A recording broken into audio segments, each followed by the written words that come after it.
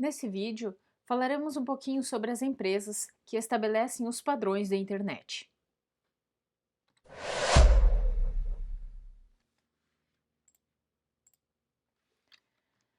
Então, os padrões abertos criados para a comunidade, para serem utilizados nos protocolos, na arquitetura TCP/IP, eles são criados por um conjunto de empresas que reúne um conjunto de profissionais que estudam, discutem e estabelecem os padrões para o processo de comunicação.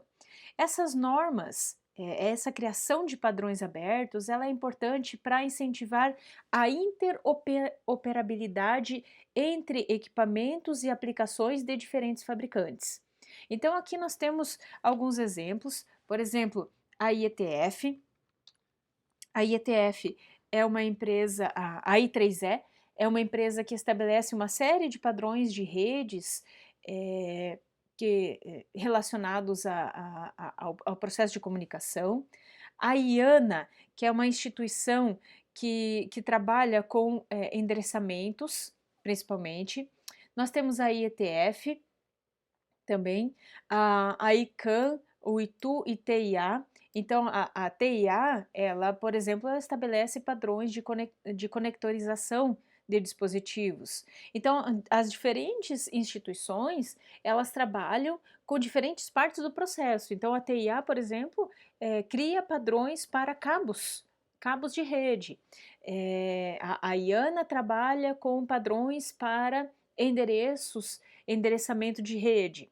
Então, essas empresas, essas instituições, juntas e colaborativamente, elas vão criando padrões para partes do processo de comunicação e esses padrões permitem que diferentes fabricantes olhem para o padrão e criem as suas soluções, né? Que podem ser melhores ou piores do que o dos concorrentes, mas ainda assim vão conversar com as, as tecnologias ou as aplicações dos concorrentes.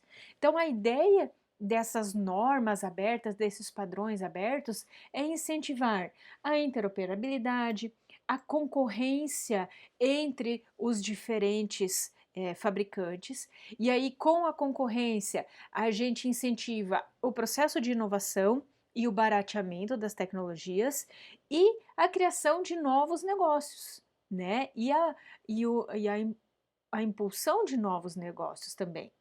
Então, as organizações de padrões, a ideia é que elas sejam neutras, elas não estejam ligadas a um fornecedor específico. Então, para criar novos padrões, não se deve olhar para qual é a indústria que está fornecendo ou quem é o CNPJ do fabricante. Devem ser instituições neutras, formadas ou constituídas por profissionais que trabalham de forma neutra. Tá? Então, elas são instituições sem fins lucrativos e criadas para desenvolver e promover o conceito de normas abertas. Então, essas normas são públicas e elas devem estar disponíveis para o grande público. Então, alguns padrões da internet, nós temos a Internet Society, que ela promove o desenvolvimento aberto e a evolução da internet, então ela está preocupada com a internet como um todo, e essa Internet Society, ela tem embaixo da hierarquia dela uma série de outras instituições, como a IAB, que é a Internet Architecture Board, que é formada por empresas como a IETF e a IRTF. A, a IETF, ela tem um conjunto um grupo, é uma associação de engenheiros que eles estão olhando para o desenvolvimento da internet. Então, a IETF desenvolve, atualiza e mantém tecnologias da internet e olhando em especial para a arquitetura TCP/IP, mas não vinculado apenas ao TCP/IP. Então, tem vários grupos de trabalhos e cada grupo de trabalho está olhando para um escopo específico, tá? Então, a força-tarefa de pesquisa, ela foca na evolução. Então, quando a gente tem, quando eu estou pensando, eu estou desenvolvendo novas tecnologias, eu, pesquisador, estou lá na indústria ou estou lá na academia, pensando, criando novos processos, criando novas tecnologias, é, para que essa tecnologia ela possa futuramente ser incorporada, ela é apresentada para essa IRTF. Então, essa força-tarefa, ela vai pensar no futuro da tecnologia. Então, como a tecnologia ela deve se desenvolver. Beleza, e uma vez que essa tecnologia ela foi proposta e ela foi aceita, então a IETF ela vai criar o padrão para essa tecnologia. Então, nós vamos criar a internet de 5G.